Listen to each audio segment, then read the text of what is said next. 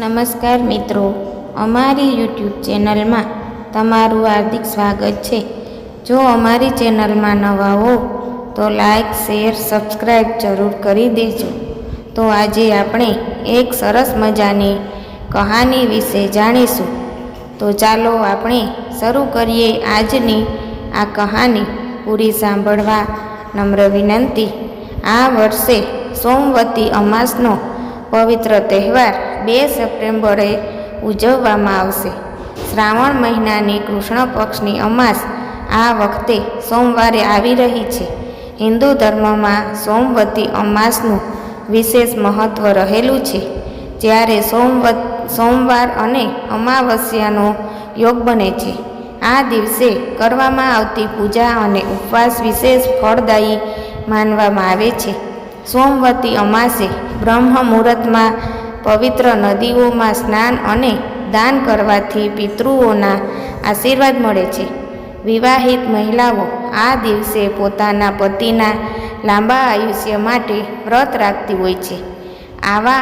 આવો આજે શ્રાવણની પૂર્ણાહુતિ અને સોમવતી અમાસ ક્યારે છે અને સોમવતી અમાવસ્યાનો શુભ સમય શું છે? સોમવતી અમાસનું મુહૂર્ત પંચાંગ પ્રમાણે શ્રાવણ મહિનાની અમાસ તિથિ 2 સપ્ટેમ્બર 2024ના રોજ સવારે 5:21 વાગ્યે શરૂ થશે. તે બીજા દિવસે એટલે કે 3 સપ્ટેમ્બર 2024ના રોજ સવારે 7:24 કલાકે સમાપ્ત થશે. સોમવતી અમાસનું વ્રત અને પૂજા વિધિ. આ દિવસે મહિલાઓ સૂર્યોદય પહેલાં જાગીને સ્નાન કરે છે અને વ્રતનો સંકલ્પ કરે છે. સૌ પ્રથમ ભગવાન ગણેશને વંદન કરો. પંચામૃત સાથે ગંગાજળથી ભગવાનનો અભિષેક કરો. હવે ભગવાનને ચંદન, અક્ષત અને ફૂલ ચઢાવો. મંદિરમાં ઘીનો દીવો પ્રગટાવો. પૂજા દરમિયાન ફળ, ફૂલ અને મીઠાઈનો ભોગ ધરાવો. ત્યારબાદ મહિલાઓ વ્રત કથા સાંભળે છે. તેઓ ભગવાન શિવ, પાર્વતી અને વિષ્ણુની પૂજા કરે છે. અંતમાં આરતી અને ભોગ લગાવીને ક્ષમા પ્રાર્થના કરો.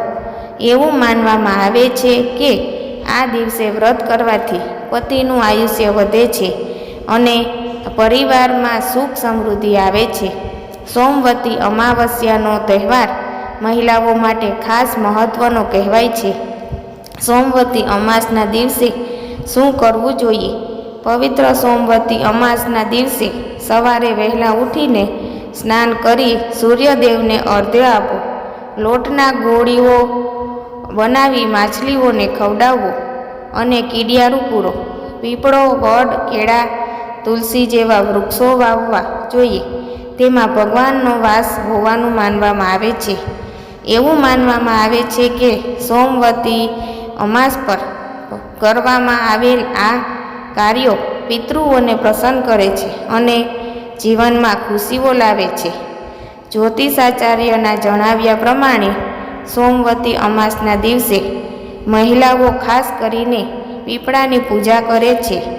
આ એક શુભ અને ધાર્મિક પરંપરા માનવામાં આવે છે. મહિલાઓ પીપળાના ઝાડની પૂજા કરી તેને પ્રદક્ષિણા કરે છે. તેમના પરિવારની સુખ સમૃદ્ધિ અને દીર્ઘાયુ માટે પ્રાર્થના કરે છે. પીપળને ભગવાન વિષ્ણુનો પ્રતીક પણ માનવામાં આવે છે. હિન્દુ ધર્મમાં પીપળના વૃક્ષનું વિશેષ મહત્વ રહેલું છે. તેને ભગવાન વિષ્ણુનું પ્રતીક પણ માનવામાં આવે છે.